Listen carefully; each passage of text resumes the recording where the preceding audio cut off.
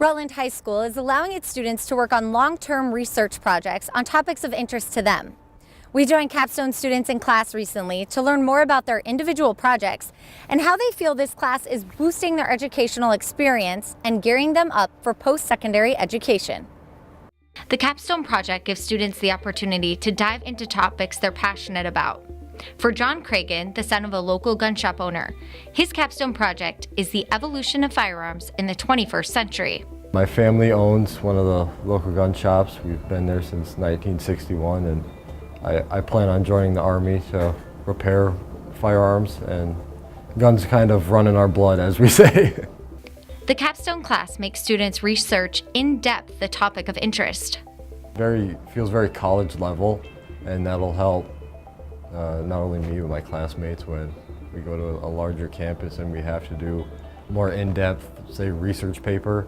Most of our research papers, the requirement was 10 pages, but there are some people like me who have 20 pages, and there are even a couple students who hit 30 pages.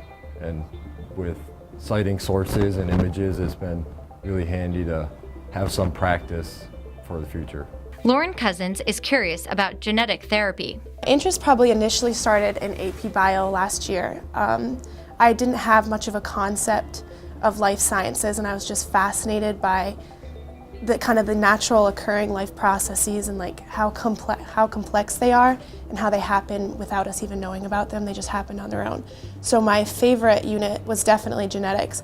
And I remember there's this tiny little piece in our notes, I can almost picture it, and it was just talking about using like tiny little machines to go into the genetics of a disease to treat it, and I just thought that was so cool. This high school senior says the capstone class has broadened her knowledge in sciences and now has her thinking about what to study in college. Didn't know that genetic therapy was even a field at all. I didn't know it was developed.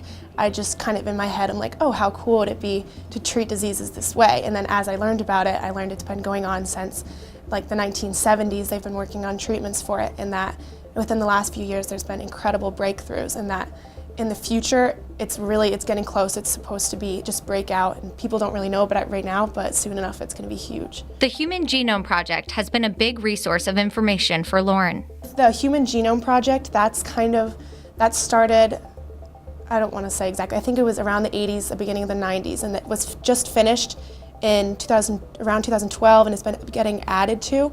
So that's what we've been using to kind of be able to pinpoint these exact mutations in genes to figure out diseases. So having that is just a huge resource for all types of research. When asked what both students have taken away so far, here's what they had to say. My biggest takeaway will probably be having more knowledge about the field that I'm passionate about and learning more about something I had very little knowledge of.